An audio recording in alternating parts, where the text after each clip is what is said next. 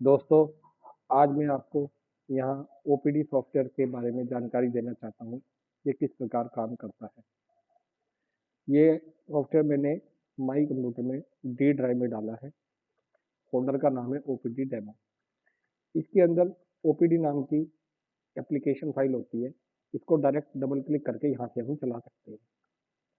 और हमने क्या किया है, इसका एक शॉर्टकट बनाया और बाहर प्लेस कर दिया डेस्कटॉप पर।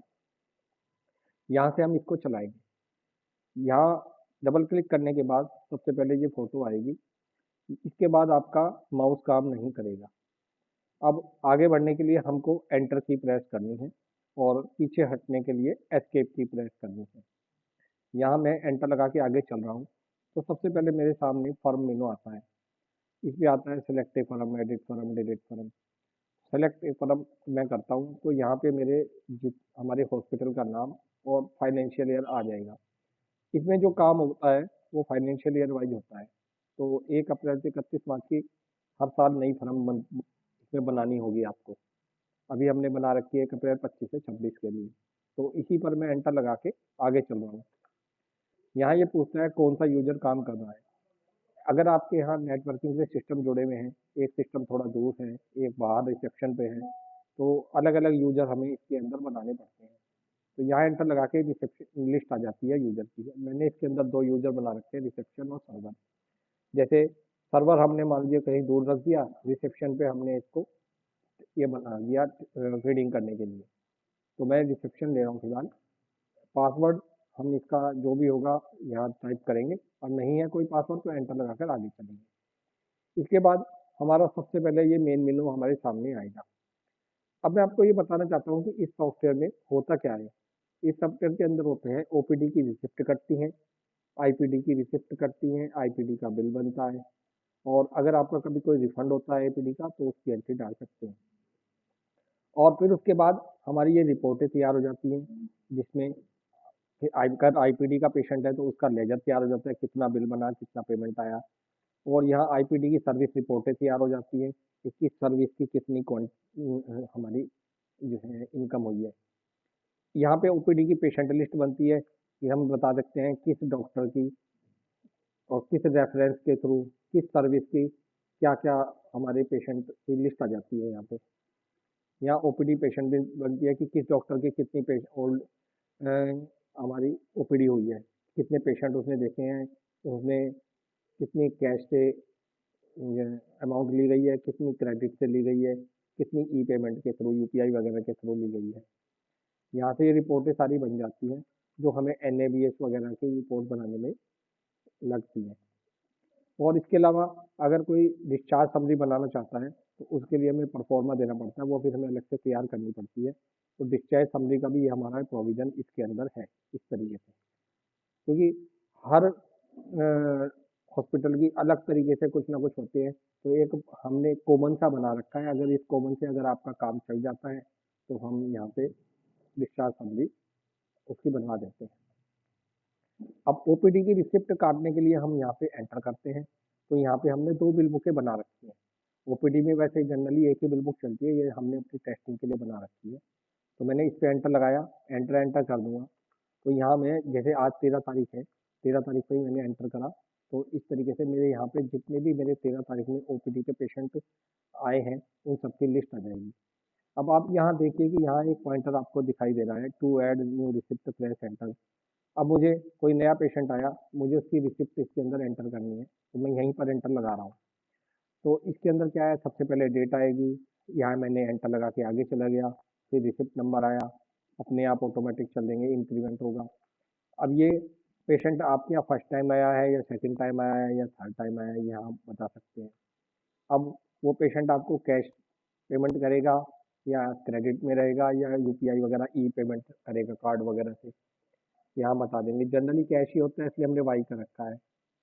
यहाँ पे एंटर करके ये पूछता है कि किस डॉक्टर को उसको दिखाना है। अगर आपके हॉस्पिटल में एक से ज़्यादा डॉक्टर बैठते हैं तो पेशेंट से आप पूछोगे कि किस डॉक्टर को दिखाना है, तो यहाँ एंटर करके सभी डॉक्टर की लिस्ट आ जाएगी। जिस डॉक्टर को दिखाना है उस पर एंटर लगा देंगे। पेशेंट आईडी अपने आप ये जनरेट कर लेगा। यहाँ आपको कुछ नहीं करना, एंटर लगाना है, पेशेंट का नाम बताना है। मान लीजिए हमने पेशेंट का नाम लिखा राजकुमार। केयर ऑफ, मान लो उसका son of, wife of, daughter of, इस तरीके से लिखना है तो यहाँ हम लिख सकते हैं। मान लीजिए हमने लिख दिया son of Vivek Sharma. Address हम यहाँ पे लिख सकते हैं जो भी हमें लिखना है। मान लीजिए मैंने उसका एड्रेस लिख दिया सिविल लाइन मुजफ्फरनगर। लिखना ना लिखना मतलब 2-3 लाइनें हमने ये दे रखी हैं। अगर उसका फ़ोन नंबर आप नोट करके रखना चाहते हैं तो इस तरीके से फ़ोन नंबर भी लिख सकते हैं। उस पेशेंट की एज यहाँ भरी जाएगी, वो किस एज का है, 36 ईयर। अगर कोई किसी के यहाँ बेबी एडमिट होते हैं तो बेबी के लिए उनकी मंथ में एज होती है तो यहाँ पे हम वाई लिख देंगे। अगर कोई दिनों में लिखना है तो डी लिख देंगे। मान लो छोटा बेबी 2 दिन का बेबी है, 4 दिन का बेबी है तो डी लिखेंगे डी। यहाँ हम जेंडर बता देंगे और यहाँ अगर आपके रिसेप्शन पे उस पेशेंट का बीपी नोट किया गया है, पल्स रेशो नोट की गई है तो ये हम यहाँ पर उसको बता सकते हैं। यहाँ उसका वेट नोट करके यहाँ इसके अंदर एंट्री कर सकते हैं, टेम्परेचर एंट्री कर सकते हैं। फिर यहाँ क्वेश्चन आएगा सर्विस, सर्विस पे एंटर लगाएंगे तो सर्विस की लिस्ट मिलेगी, कंसल्टेशन ही ली जाएगी। अगर कंसल्टेशन के अलावा आप किसी अदर चार्ज कोई और सर्विस भी चाहते हैं तो यहाँ पे बना सकते हैं। तो जो भी आपकी कंसल्टेशन की फीस होगी ये पहले आप तैयार करके रख लेंगे, इसके अंदर ये आ जाएगी। पे टाइप यहाँ बता देंगे, अगर उसने यूपीआई से पेमेंट किया है तो यहाँ यूपीआई लिख देंगे, अदरवाइज कैश है तो कैश दे देंगे। यहाँ हम रेफर्ड बाई के क्वेश्चन पे अभी ये गया नहीं, क्योंकि अगर आप चाहते हैं कि भाई पेशेंट एंट्री करते समय हमें ये पता रहे कि किस डॉक्टर के रेफरेंस से ये पेशेंट मेरे पास आया है तो हम यहाँ पे ये क्वेश्चन खोल कर दे देते हैं। तो वहाँ पे फिर रेफर्ड बाई वाले डॉक्टरों की लिस्ट आ जाती है और जिस का नाम भी हमें यहाँ के साथ सेव करके रखना है वो हम बता देते हैं। भाई ये जैसे ही लास्ट क्वेश्चन है, जैसे ही मैं लास्ट क्वेश्चन पर एंटर करूँगा तो ये रिसिप्ट सेव हो जाएगी। मैंने यहाँ एंटर करा तो ये पूछ रहा है कि वो प्रिंट करना है क्या, हाथ के हाथ प्रिंटर पे चली जाएगी। अगर प्रिंट नहीं करना तो नो कर देंगे। इस तरीके से देखिए एक रिसिप्ट इसके अंदर आज की डेट में एंटर हो गई। तो अगर अब नेक्स्ट करनी है तो फिर मैं यहाँ एंटर कर दूंगा। अगर कभी मुझे इसी रिसिप्ट में कुछ चेंज करना है तो एस्केप करके मैं इसके ऊपर गया और एंटर लगा के खोल लिया और यहाँ मुझे जो भी चेंज करना है, स्पेलिंग वगैरह चेंज करनी है, मैं यहाँ पे चेंज कर दूंगा और एंटर करके इसको सेव कर दूंगा। ऐसे ही यहाँ से ऐड हो गया, एडिट के लिए हम उसके ऊपर गए। अगर कभी कोई मुझे रिसिप्ट खत्म करनी है यानी कि डिलीट करनी है तो मैं उसके ऊपर जाऊंगा और डिलीट का बटन दबा दूंगा, यस नो पूछेगा, यस करते ही ये डिलीट हो जाएंगी। इस तरीके से मैं रिसिप्ट इसके अंदर बनाता रहूंगा। अब जैसे इसको मान लीजिए मुझे प्रिंट करना है तो F8 कर दूंगा। F8 से पूछेगा प्रिंट निकालना है, प्रीव्यू निकालना है या पीडीएफ। प्रीव्यू के लिए वी करूंगा मैं यहाँ, वी करके देखिए मैं आपको एक सैंपल दिखा रहा हूँ कि इस तरीके की रिसिप्ट का प्रिंट आउट आएगा। ओपीडी रिसिप्ट आएगा, ऊपर आपके हॉस्पिटल का नाम एड्रेस आएगा, receipt number, receipt date time, pay type, उसने यूपीआई से पेमेंट किया, किस डॉक्टर को दिखाया उसने, यूएचआईडी नंबर ऑटोमेटिक जनरेट हो जाएगा ये, और पेशेंट का नाम एड्रेस आ जाएगा, फ़ोन नंबर आ जाएगा, उसका जेंडर वगैरह ये सब आ जाएगा। यहाँ पे सर्विस नेम में कंसल्टेशन हो गया, बराबर में अमाउंट आ गया। तो इस तरीके की अगर कोई रिसिप्ट आप पेशेंट को देना चाहते हैं तो इस तरीके का प्रिंट आउट निकलेगा A4 की हाफ शीट पर। अब मैं यहाँ एस्केप कर रहा हूँ, आपको दोबारा बता देता हूँ ये मैंने कैसे देखा था। तो जो भी हमने रिसिप्ट काटी है उसके ऊपर जाएंगे और F8 वाली की प्रेस करेंगे। ये हमारे से पूछता है कि प्रिंट निकालना है तो पी पे एंटर लगा देंगे, रिव्यू देखना है तो वी, अगर इसकी पीडीएफ फाइल बनानी है तो एफ लिख देंगे। तो इस तरीके से हमारी दिन भर में जितने भी पेशेंट आएंगे हम उन सबकी एंट्री करते रहेंगे। अगर जिसका प्रिंट निकालना होगा उसको प्रिंट निकाल कर दे देंगे। इस तरीके से मेरे पूरे दिन की जो है इस तरीके से यहाँ पे 50 पेशेंट देखे हैं हमने, 10-100 पेशेंट देखे हैं, सारी यहाँ पे लिस्ट बनती रहती है। और यहाँ मैं एस्केप कर रहा हूँ। इस तरीके से अगर आपके यहाँ मान लीजिए आईपीडी के पेशेंट भी आते हैं तो सबसे पहले आप उनसे पैसे जमा कराते हैं तो उसकी एंट्री आप यहाँ से करेंगे, यहाँ एंट्री करेंगे। ये मैंने जैसे ये 3 नंबर का पेशेंट था तो ये 3 पेशेंट आईडी डाली तो उसका नाम आ गया। अगर वो पेशेंट ओपीडी में उसने नहीं दिखाया तो पहले उसकी आईडी बनानी पड़ेगी, वो मैं आपको अभी बता देता हूँ कहाँ बनेगी। ये तो पेशेंट अभी ओपीडी में आया था तो उसकी आईडी बन गई थी तो इसलिए मैंने उसकी आईडी प्रिंट यहाँ डाल दी तो अपने आप उसका नाम आ गया। मान लो आपने उससे 5,000 रुपये जमा कराए हैं, कैश कराए तो कैश लिख देंगे, अगर यूपीआई करी है तो ई पेमेंट से हो जाएगा। शुरू में पूछा था ना ये YNE, तो यहाँ ई कर देंगे, ये एंटर करा, बस ये सिंपल उसके पैसे जमा हो गए। और अगर मुझे इसका प्रिंट निकालना है तो इसके ऊपर जाऊंगा, वही F8 वाली की प्रेस करूंगा जहाँ ओपीडी में चलते थे। यहाँ प्रीव्यू देखना है तो वी ए में प्रीव्यू दिखा देता हूँ। सेम लगभग वैसी ही है जैसी ओपीडी की रिसिप्ट का प्रिंट आउट आता है। तो ये मेरा रिसिप्ट नंबर, डेट और यूएचआईडी नंबर आ गया इसका, पेशेंट का नेम एड्रेस आ गया, नीचे डिस्क्रिप्शन आ गया कि हमने we have received a sum of rupees by cash. तो इस तरीके की आईपीडी का रिसिप्ट आएगा A4 के हाफ शीट पे। यहाँ मैं एस्केप कर रहा हूँ। इस तरीके से मैं यहाँ आईपीडी की रिसिप्ट पे काट सकता हूँ। अब पेशेंट 4 दिन एडमिट रहा, 2 दिन एडमिट रहा, तो उसका बिल भी बनाने पड़ेंगे, तो उसके बिल बनेंगे यहाँ से। ये मैंने एंटर किया, ये एंटर एंटर करता रहूँगा। यहाँ यहाँ मेरे जितने भी बिल आज 13 तारीख में बने होंगे लिस्ट आ जाएगी। यहाँ मैं एंटर करूँगा, एंटर एंटर करूँगा, पेशेंट आईडी डालूंगा, उसकी नाम आ जाएगा। पेमेंट उसने कैश से किया, यूपीआई से किया, तो यहाँ लिख देंगे। ये अब इसके बिल बनाऊंगा मैं। सर्विस डेट, भाई हमने मान लिया एंटर लगाया, लिस्ट आई, मान लीजिए उसका रूम रेंट है तो हम एक रूम रेंट नाम का सर्विस बना लेंगे, रूम रेंट दे देंगे। उसकी टेस्टिंग अगर हुई है, मान लीजिए उसका एक्सरे हुआ है एक बार, किस डेट में हुआ है, अगर ये लिखना चाहते हो तो डेट भी लिख सकते हैं। एक बार हुआ है तो एक, और उसका जो भी चार्जेज होगा हम यहाँ लिख देंगे। फिर नेक्स्ट और क्या करा है हमने, उसके मान लीजिए टेस्टिंग हुई थी सीबीसी, मान लीजिए हमने लिख दिया एक बार ये टेस्टिंग हुई थी। और इस तरीके से मान लीजिए उसका इमरजेंसी चार्ज लगाना है या ईसीजी करी थी हमने, तो इस तरीके से ईसीजी के भी पैसे ऐड कर दिए, तो ये 910 रुपये का बिल बन गया। ऐसे ही रूम रेंट वगैरह की भी सर्विस बना लेंगे तो रूम रेंट वगैरह भी इसमें ऐड कर देंगे। विजिट चार्जेस, मान लीजिए रूम में विजिटें हुई हैं डॉक्टर्स की, तो उसके विजिट चार्जेस भी लगा देंगे, विजिट चार्ज नाम की सर्विस बना देंगे। अब जैसे ही अब ये बंद होगा, बंद कर देते हैं, एस्केप से बंद हो जाएगा। अगर कोई डिस्काउंट देना है तो END एंड वाली की प्रेस करके नीचे आ जाएंगे। मान लीजिए हमने उसे डिस्काउंट दे दिया 100 रुपये, तो ये 810 का बिल बन गया। बस बिल के बाहर जाते हैं एस्केप से।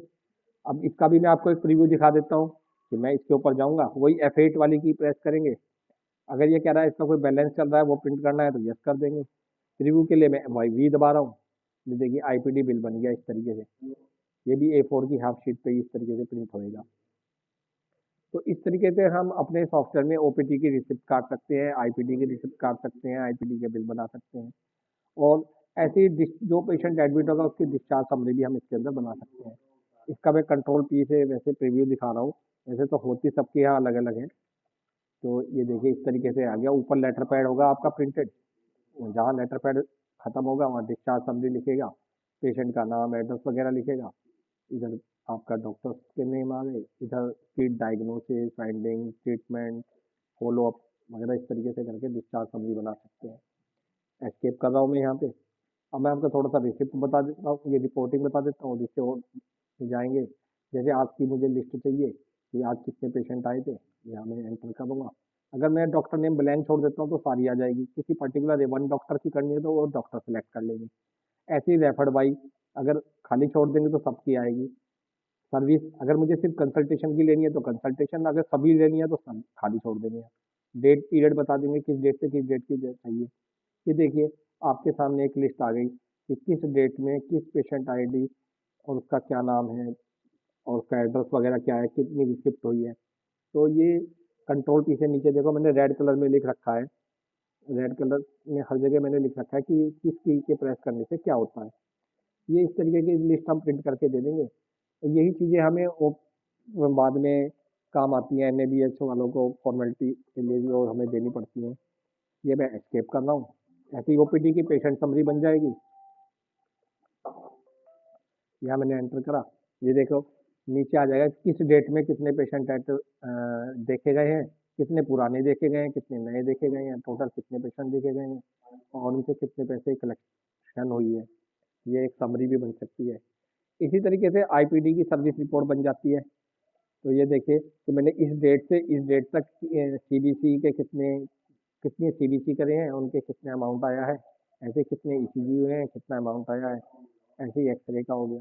तो ये रिपोर्ट भी अगर आप कभी देखना चाहें तो देख सकते हैं। ऐसे ही किसी पेशेंट का लेजर देखना हो तो आईपीडी पेशेंट लेजर, यहाँ पे पेशेंट की आईडी डाली, एंटर करा, तो उसका एक हिसाब आ गया कि भाई मैंने 5,000 रुपये जमा कराए थे शुरू में, फिर उसके बाद आपको 10 रुपये का बिल बना और 4,190 रुपये उसके अभी तक जमा है। अगर ये पैसे कभी उसको रिफंड करने हैं तो यहाँ से बैक आएंगे, यहाँ से रिफंड की रिसिप्ट काट देंगे हम। जैसे आईपीडी की रिसिप्ट कटती है ऐसे रिफंड की भी रिसिप्ट कटेगी। तो इस तरीके से हम ये रिपोर्टिंग ले सकते हैं बहुत सारी। ये ऐसे बिलों की लिस्ट आ जाती है, ये मैंने कितने बिल काटे इस डेट से इस डेट तक, उनके यूएचआईडी और पेशेंट नेम वगैरह क्या है, कंट्रोल पी से प्रिंट हो जाएगी। और इस तरीके से डिस्चार्ज पेमेंट की भी एक्सेल फाइल बन जाती है कि जो कौन कौन से पेशेंट डिस्चार्ज हुए इस डेट से इस डेट तक, ये एक्सेल फाइल बनेगी आपकी। यहाँ मैं एस्केप कर रहा हूँ, ये मेरे काम के लिए है, ये तो आपको जरूरत नहीं पड़ेगा। इस तरीके से मैंने एक आपको हल्का सा व्यू दिखाया है। आईपीडी रजिस्टर है, ये आईपीडी रजिस्टर मेंटेन हो जाएगा कि एडमिट डेट आ गई, आईपीडी नंबर आ गया। तो इस तरीके से हम ये रिपोर्टिंग इससे ले सकते हैं। आशा करता हूँ कि आपको इस मेरे बताने से हल्का सा आइडिया लगा होगा। बाकी जब आप इसको देखना चाहते हैं तो अपने सॉफ्टवेयर को डेमो डलवाइए अपने कंप्यूटर में, और फिर आप अच्छी तरह खुद चला के इसकी सारी टेस्टिंग कर सकते हैं। ओके।